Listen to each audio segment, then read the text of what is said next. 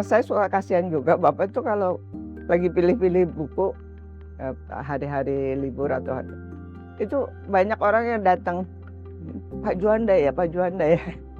Terus diajak ngobrol. Aduh saya pikir kasihan juga ya waktu konsentrasinya ke, buku jadi agak ini, Ya, salah satu pengalaman pertama itu yang ditulis juga di bukunya yang ditulis oleh Pak Aulin Jamin itu bahwa Bung Karno pernah marah karena Pak Juanda memberikan pengampunan pembebasan untuk Sultan Syahrir.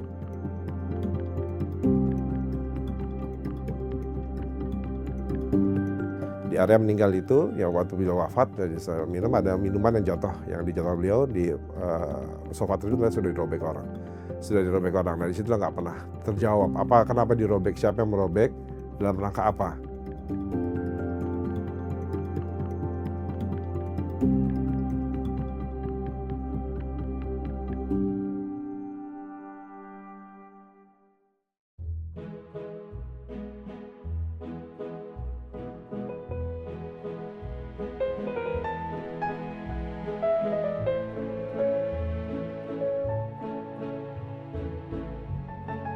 ini buku-buku lama, buku-buku Bapak kan banyak banget deh, satu ruangan kerja tuh bukunya Iya, sampai katanya Pak Juanda suka baca ya? heeh, ini hobinya.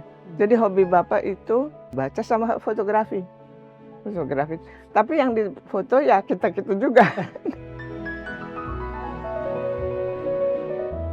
Bapak saya itu orangnya memang sebetulnya agak pendiam ya, nggak terlalu banyak tanya-tanya. Tapi beliau biarpun waktunya sangat sibuk, tapi tetap menyediakan waktu untuk kita. Kebetulan saya sama Kemal kakak saya yang laki-laki satu-satunya. Jadi beliau kalau ada waktu tuh pasti ngajak kita paling ke toko buku. Beliau kan suka baca. Jadi kalau ke toko buku kita diajak, terus dibilang kamu boleh pilih buku apa. Nanti sama kasih Bapak. Yang saya suka kasihan juga Bapak itu kalau lagi pilih-pilih buku, hari-hari libur atau itu banyak orang yang datang, "Pak Juanda ya Pak Juanda ya?" Terus diajak ngobrol. Aduh saya pikir kasihan juga ya waktu konsentrasinya ke buku jadi agak ini. Beliau tuh itu yang saya ceritakan tentang waktu. Jadi harus dia pernah bilang, kalau ada tugas kamu bisa selesaikan sekarang. Jangan sampai menunggu ada tugas lain, nanti kamu pasti bingung. Jadi emang Bapak begitu, kalau kerja tuh semua kayaknya beres. Memang begitu ya, dicek benar-benar gitu. Jadi anak-anak juga harapannya seperti itu menurut Bapak ya. Terus saya ingat ini, karena Bapak waktu itu masih suka sakit, tadinya ada olahraga yang lainnya, tapi karena dengan dokternya bilang, Pak ini aja, berenang. Sampai dibikin kolam renang di belakang istana itu. Tapi kalau mau berenang pasti manggil saya, suruh nunggu. Jadi saya bagian nunggu itu, tapi kadang-kadang saya ikut berenang juga. Nah nanti kalau udah selesai, baru sama-sama balik ke kamar Bapak gitu, saya antar gitu.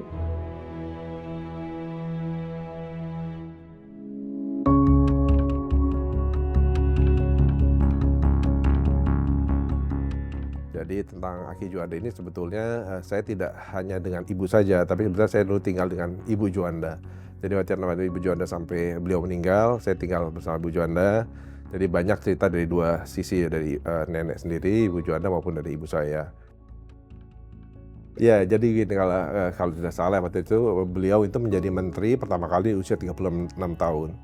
Dan tidak pernah pensiun sebagai pejabat negara di umur 52 tahun. Kenapa saya bilang tidak pernah pensiun? Karena beliau pada saat wafat itu masih menjabat sebagai menteri pertama atau Perdana Menteri. Jadi deklarasi Juanda itu ialah deklarasi mendeklarasikan wilayah perairan Republik Indonesia ini bertambah sampai 70%. Jadi sebenarnya Indonesia itu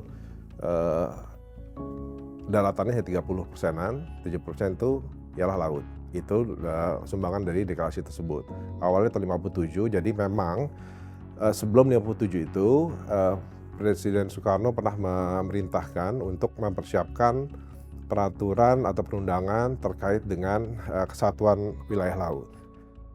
Kalau nggak salah itu di Menteri Veteran ditugaskan, tapi panitia dibentuk, tapi tidak selesai. Nah, pada saat beliau 57, di tahun 57 lah titik penting itu 57, tahun 57 begitu beliau jadi Perdana Menteri. Sebelum masuk ke deklarasi itu deklarasi Juanda itu bulan Desember, 13 Desember tahun 57. Di Desember itu beliau ternyata punya konsep menjahit wilayahnya. Itulah deklarasi Juanda di tahun itu. Nah, itu sebelum mempersiapkan deklarasi itu diumumkan 13 Desember itu sebenarnya dibahas dalam sidang kabinet. Sidang kabinet tersebut tadi dibentuk panitia juga. Panitianya itu yang leadernya salah satunya ialah Pak Prof. Mokhtar Sumatmadja.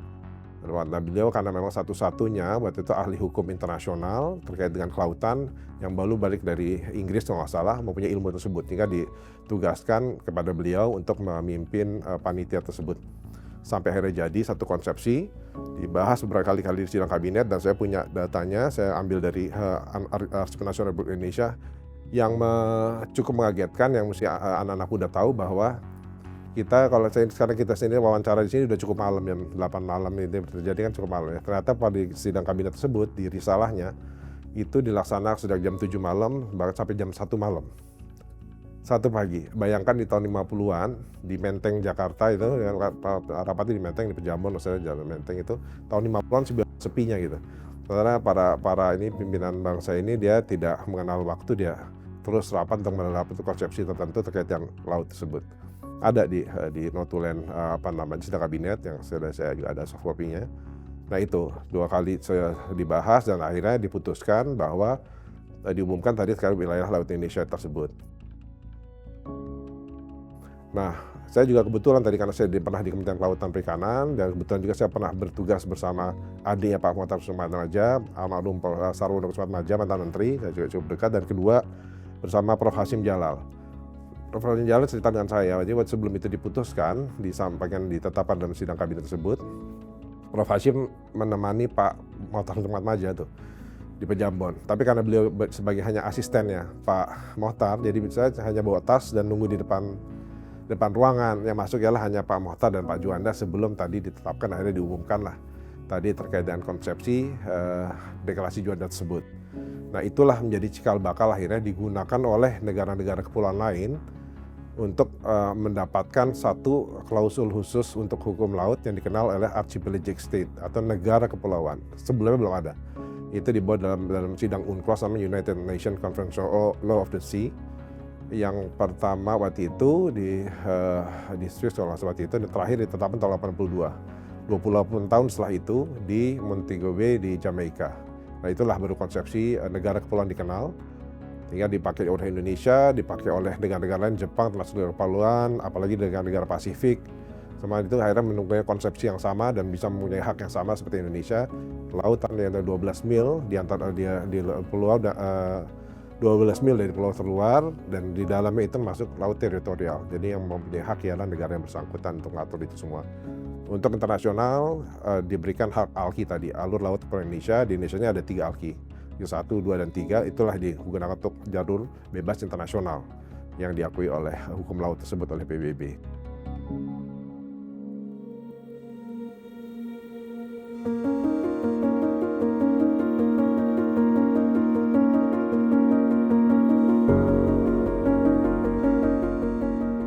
Alhamdulillah hubungannya sebetulnya cukup dekat karena Pak Bung Karno dengan Pak Juanda, Aki Juanda itu seperti kakak adik. Jadi memang kan Bung Karno itu merupakan kakak kelas beliau di THS tadi ITB. Pak Juanda ialah di bawah berapa tahun di bawahnya, maksudnya 4-5 tahun di bawah Pak Bung Karno. Dan beliau sebetulnya di zaman mahasiswa tersebut yang aktif di paguyuban Pasundan dan lain-lain itu sering melihat orasinya Bung Karno. Disitulah juga beliau akhirnya mempunyai semangat untuk berorganisasi bersama waktu itu seniornya Pak Otto Iskandar Dinata kalau kita nama. Jadi Pak Otto itu senior, Pak Juanda lebih juniornya, kita sama-sama di paguyuban Pasundan. Namun dalam perjalanannya kedekatannya lagi ialah kebetulan juga kami akhirnya masih saudara. Gitu. Dan kebetulan ada ponakannya Pak Juanda yang menjadi istrinya dari salah satu anaknya Bung Karno, jadi anaknya Bu Hartini, ada namanya Bu Hartini punya 2 anak laki-laki ya, ada Bayu Soekarno sama satu Leila, Mas apa namanya, ya anak kedua itulah nikah sama Cemis atau ponakannya dari Ibu Juanda. Jadi sebenarnya bukan dekat tersebut. Kedekatannya lagi, kalau bisa saya cerita juga Bu Juanda itu termasuk supel, jadi beliau selalu bantu Bung Karno dan lain-lain, ceritanya begitu ya. Jadi karena Bung Karno tadi ada 5 istri, termasuk yang terbaru ialah yang paling muda ialah Bu Dewi Soekarno. Nah, Bung Karno selalu menitipkan Bu Dewi Soekarno itu kepada nenek saya, kepada Bu Juanda, karena kan Bu Dewi Soekarno kan dari Jepang ya, nggak punya circle di sini. Kalau ke Jakarta tuh selalu dititipkan nama Nini Juanda, jadi suka datang ke rumah ke Nini Juanda di Ponorogo untuk ditemanin apa sih aja, termasuk untuk ditemani waktu umroh atau macam-macam sama Bu itu buat dengan Bu Dewi. Jadi benar kalau Bung Karno itu memang jiwanya jiwa revolusioner, apa namanya, hal-hal besar lah gitu. Nah, yang membumikan itu Pak Juanda dalam mencari anggarannya, contohnya Waduk Jatiluhur waktu itu dibangun tahun 57-58 dengan kerjasama dengan Prancis, itu mempunyai biaya. Nah, biaya-biaya tersebut waktu itu dicarikan oleh Pak Juanda sebagai Perdana Menteri. Begitu juga waktu itu pembangunan Bandara Juanda. Gitu. Bandara Juanda juga itu waktu itu Aki sendiri juga mencari pendanaan untuk merubah Bandara Angkatan Laut di Waru itu menjadi bandara sipil yang perlu diperpanjang runway dan lain-lain. Nah, itu juga dicarikan, dan banyak hal lain lagi yang memang dikonsepkan oleh beliau terkait dengan hal tersebut. Nah, itu juga untuk mempersiapkan rencana-rencana besar Bung Karno, itulah makanya banyak di dalam buku waktu itu saya tulis juga, banyak BUMN yang di take over dari Belanda itu gunanya tadi untuk membiayai pembangunan Indonesia.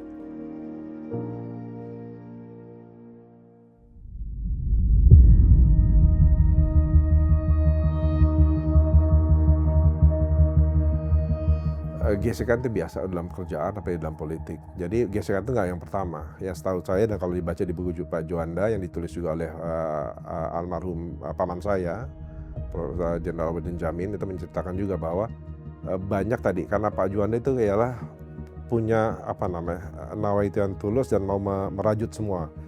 Ya, salah satu pengalaman pertama itu yang ditulis juga di bukunya yang ditulis oleh Pak Abidin Djamin itu, bahwa Bung Karno pernah marah karena Pak Juanda memberikan pengampunan pembebasan untuk Sultan Syahrir. Pak Syahrir waktu itu kan berbeda dan segala macam, itu dibuktikan dengan Pak Bung Karno.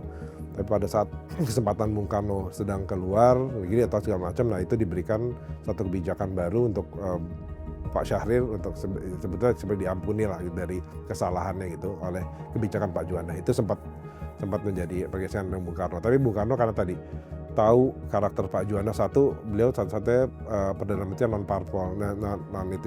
Jadi apa yang diputuskan pasti tidak ada kepentingan dari partai politik atau intrik politik manapun, hanya untuk bangsa. Jadi satu itu. Jadi sebenarnya bisa Bung Karno bisa menerima untuk itu. Kedua, yang terjadi juga terkait dengan, kalau nggak salah, gerakan Pramuka. Raja Bunda Karana itu pada saat itu kalau nggak salah di dalam pembentukan awalnya itu sempat ada Kepres yang mengeluarkan bahwa gerakan Pramuka itu lebih kepanduan itu ke arah kiri. Pada saat kalau nggak salah ada penugasan Bung Karno ke Jepang, nggak salah Pak Juanda sebagai PJ Presiden, itu Kepres dirubah, membalikan lagi ke jalur yang netral untuk Pramuka tersebut. Itu ada Kepresnya, saya lupa nomor berapa, saya sempat lihat juga ditandatangani oleh Pak Juanda. Jadi banyak hal Pak Juanda sekarang membalikan itu memang tanpa langsung Bung Karno, mungkin beliau nggak mau berkonfrontasi langsung, namun beliau kembalikan kepada real yang memang lebih netral dan normal.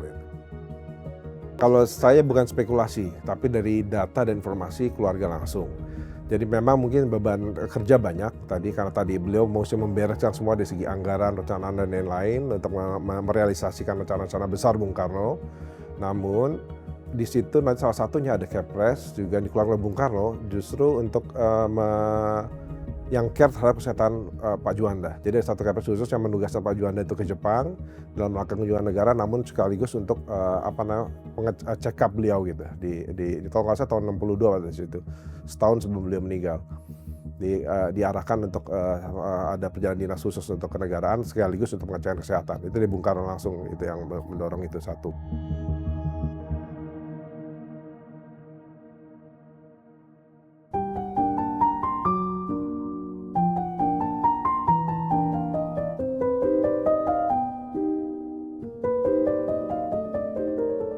Karena kan saya tadi bilang di depan pavilion itu ada tanah kosong. Nah, di rumah ada pohon melati. Akhirnya saya iseng potong-potong, saya tancap-tancapin di istana itu. Tapi itu cepat sekali berbunganya. Waktu itu singkat gitu. Terus saya lagi pikir-pikir, ibu saya bilang, oh, kalau bikin itu ini dong buat mami pakai kalau ada undangan atau apa. Nah, baru saya bikin itu. Dikabarkan bahwa Bapak ada sesuatu lah, nggak langsung udah meninggal, nggak dibilang seperti itu. Ada sesuatu, tapi diminta salah seorang ke sana. Tapi yang laki-laki, karena dia pikirkan kalau perempuan nanti malah ini. Nah, terus kita nanti akan dijemput, katanya disusul gitu. Jadi udah yang pertama pergi ya ipar saya, laki-laki ipar saya. Setelah itu kita ditelepon, dijemput sama mobil, kita ke sana. Nah, waktu pulangnya kita baru datang, saya lihat jenazah Bapak udah dibawa dari atas melalui tangga gitu. Jadi akhirnya kita baru turun, kita naik ke mobil lagi. Ada menteri-menteri yang ikut saya gitu. Terus sampai di sana baru datang semua. Jadi yang dari undangan itu datang langsung ke istana. Waktu itu kan saya waktu itu bikin melati, biasanya ibu minta hanya pendek-pendek aja udah untuk disanggul. Tapi karena nggak tahu kenapa jadi panjang gini. Nah, terus waktu itu pagi itu udah banyak tamu, kita duduk di bawah. Nah, ada salah satu ibu menteri, saya lupa namanya siapa. Nah, yang datang dia bilang, kan saya lihat ada itu roncean melati di lemari es, tapi panjang. Yang lain bilang itu katanya punya kamu. Boleh nggak saya ambil untuk ditaruh di atas jenazah? Waktu itu ya kaget kan buat saya, padahal saya nggak tahu itu. Saya nangis aja waktu itu.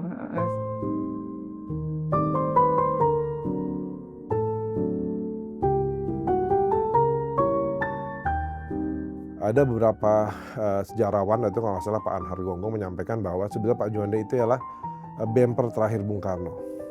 Karena begitu bemper itu lepas, tahun 63 beliau meninggal di bulan November akhir 63, nggak terlalu lama, 65 meletus dan Bung Karno jatuh. Ada cerita khusus lagi yang memang tidak tertulis, namun di keluarga tahu bahwa kebetulan tadi saya sampaikan, menantu beliau yang pertama ialah Pak Aulin Jamin, Kapolri 788-82. Kembali lagi tadi ke cerita beliau meninggal mendadak tersebut, 7 November tahun 63, itu Pak Aulin Jamin tadi, menantunya, baru teringat. Meninggal mendadak segala macam, pada waktu itu kan ada pengawalnya, udah cakra segala macam, pas pampresnya pada saat itu sibuk kan, langsung dibawa, karena meninggalnya sudah di situ, langsung dibawa bukan ke rumah sakit, tapi ke rumah. Karena sudah meninggal, jadi kan dari Bundaran HI ke Merdeka Selatan, dekat ya. Sana yang terlupakan itu adalah mengecek lokasi meninggalnya. Ya, dikirimkanlah stafnya beliau itu polisi di sana segala macam. Pas lihat ternyata di area meninggal itu, ya waktu beliau wafat, ada minuman yang dijatuh beliau di sofa tersebut sudah dirobek orang. Nah, di situ nggak pernah terjawab kenapa dirobek, siapa yang merobek, dalam rangka apa. Gitu, merobek itu nggak pernah terjawab, dan itu tidak diforensik karena ternyata memang sudah hilang pada saat itu. Dan kalau ternyata kejadian biasa saja, ya buat apalah mau sofanya dibasah terobek, nggak usah dirobek ya. Tapi ternyata pasti sana dicek dirobek. Nah, itu salah satu dalam kurun misteri yang keluarga juga tahu jawabannya apa, dan ternyata nggak lama juga ternyata Indonesia di dalam masa persimpangan jalan pada saat itu, dan berakhir masa Bung Karno di tahun 65 pada saat itu.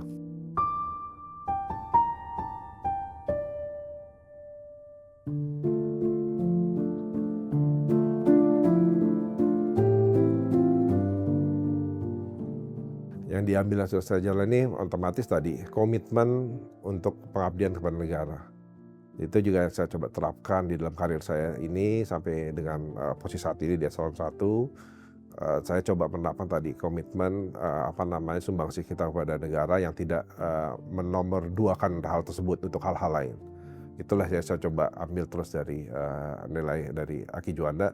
Di samping itu yaitu yang menjadi tugas tambahan saya, bahwa saya orang tahu cucunya Insinyur Haji Juanda.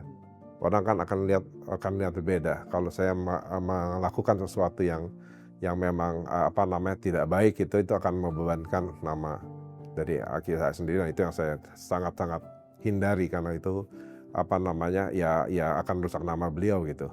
Dua-duanya macam, tapi beban itu ternyata juga menjadi kita untuk menjaga tetap di rel tersebut. Kalau tidak ada beban itu kita mungkin akan lupa, terlena untuk itu. Tapi karena justru beban tersebutlah itu yang menjaga komitmen kita, selalu ingat kalau harus ada hal-hal yang kita jaga dan ingat dengan apa yang sudah dikontribusikan oleh Aki Juanda kepada bangsa dan negara ini. Yang paling relevan ialah tadi integritas, komitmen integritas yang saya ceritakan tadi. Komitmen integritas yang nomor satu. Kita lihat sangat banyak sekali kejadian-kejadian yang terjadi karena tidak berintegritas para pejabat, ya, dengan kita selalu pada akhirnya ini sering menemukan berita-berita KPK, kejaksaan dan lain-lain, ya, itu terlihat bahwa tergerusnya cukup besar dari nilai-nilai integritas masyarakat Indonesia saat ini. Dan ternyata materi atau hal-hal tadi yang bisa membuat dia terlena itu ya menjadi batu sandungan dan negatif bagi mereka semua gitu, ya. Jadi ternyata dulu ya memang konsekuensinya adalah kalau kita berintegritas, kita komitmen, ya kita harus apa adanya, ya, nggak bisa mau terlihat glamor dan lain-lain, berhidup enak dan lain-lain dengan tetap berintegritas. Itu kayaknya ya hal yang mesti seimbang gitu.